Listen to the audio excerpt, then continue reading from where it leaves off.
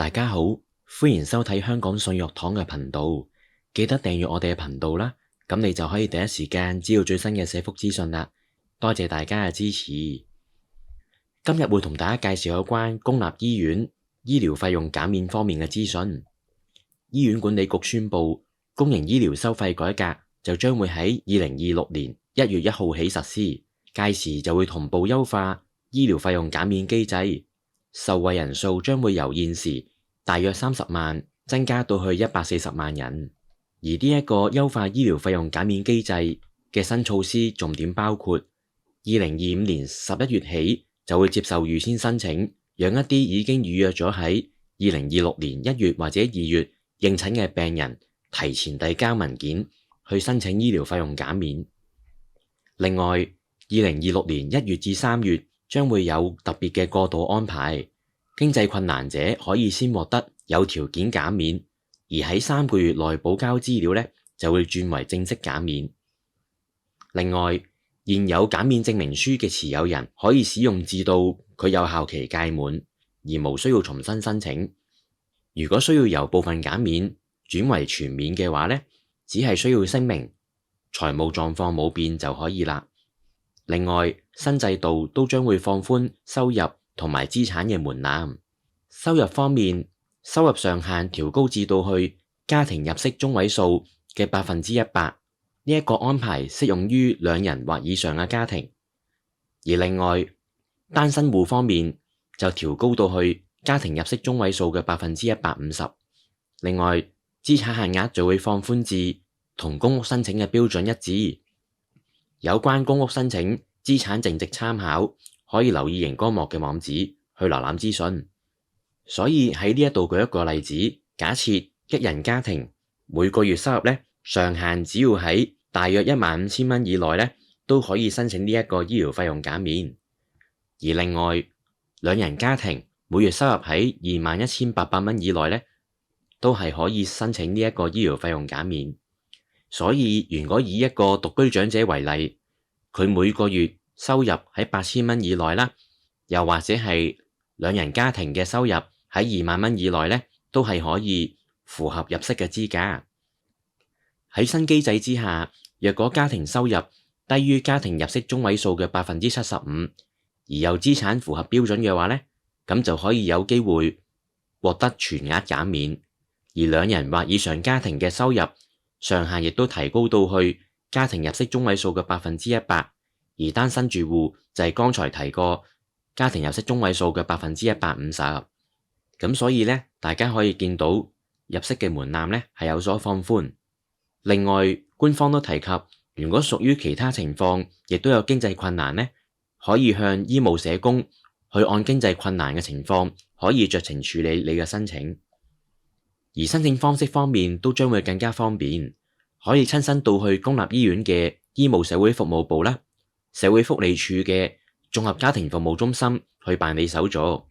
又或者可以使用手機應用程式 HA Go 去提交查詢進度，同埋可以使用經濟審查計算程式進行初步預估資格。另外，醫管局計劃喺2025年年底制定電子化流程，喺2026年嘅第3季起就可以全面網上申請。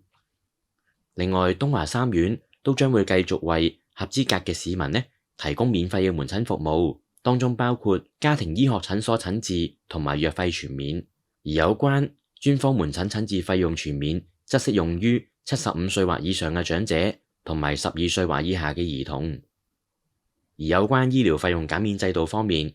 醫院管理局進一步公布醫療費用減免制度嘅減免額度啦，同埋申請安排。喺新制度之下，減免金額並非一刀切，而係根據家庭嘅經濟狀況而決定。常見嘅情況就係包括全額減免啦，或者係半額或者係部分減免等等。而新制度下，全額減免嘅資格就將會係家庭總收入唔超過家庭入息中位數嘅75%，對比起現行就係50%，而有所提升，並需要符合資產限額。咁而新嘅安排就會與公屋申請嘅標準相同，只要符合上述資格咁就有機會獲得全數豁免醫療費用。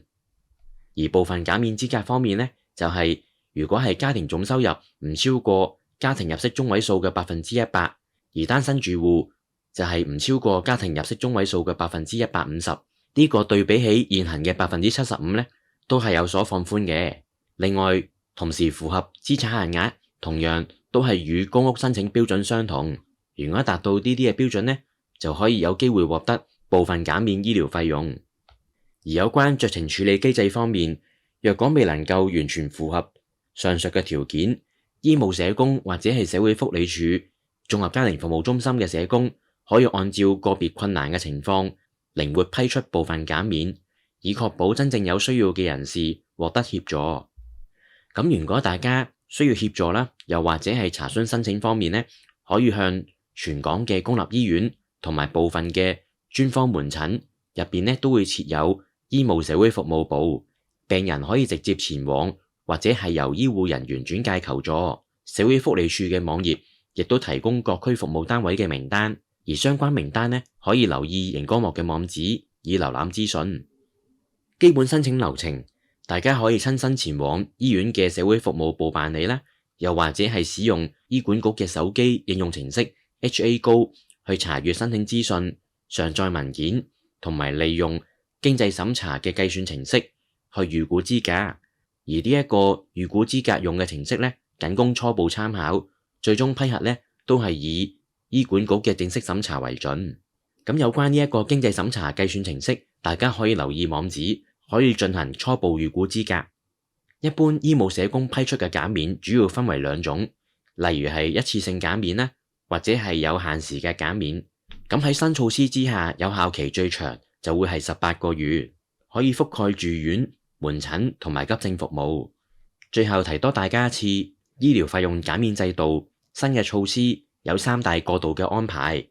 已經預約咗門診嘅病人，例如係喺2026年1月或者係2月應診呢，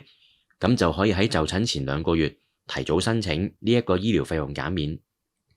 而有經濟困難者可以先獲得有條件減免，接着去接受治療啦，跟住呢就要喺3個月內補交文件以完成手續。另外，如果已經持有減免證明書嘅人士呢，係可以繼續使用，無需要重新申請。如果現行係屬於部分減免，而又符合新制度下符合全免嘅資格嘅話呢，只係需要填寫聲明書，聲明財務狀況冇變，就可以升級為全額減免嘅啦。整體而言，新制度就透過放寬門檻啦、延長有效期啦，同埋設立電子化嘅申請渠道，令到更多長者同埋基層市民受惠，同時確保喺審批過程當中，亦都可以繼續安心就醫。有關新公布嘅資訊詳情，可以留意熒光幕嘅網址，以瀏覽詳細嘅資訊。最後都提一提一啲常見嘅熱線服務，當中包括照顧者支援專線182-183、情緒通精神健康支援熱線18111，最後就係社署熱線23432255。最後記得留言、讚好、分享我哋嘅 YouTube 頻道啊！如果你或者你身邊嘅長者有需要嘅話，唔好猶豫啦，快啲聯絡我哋啦，等我哋一齊改善長者嘅居住環境啊！如果你有任何意見或者建議，都歡迎喺下邊留言，或者直接聯絡我哋。多謝你嘅收睇同埋支持，下次見。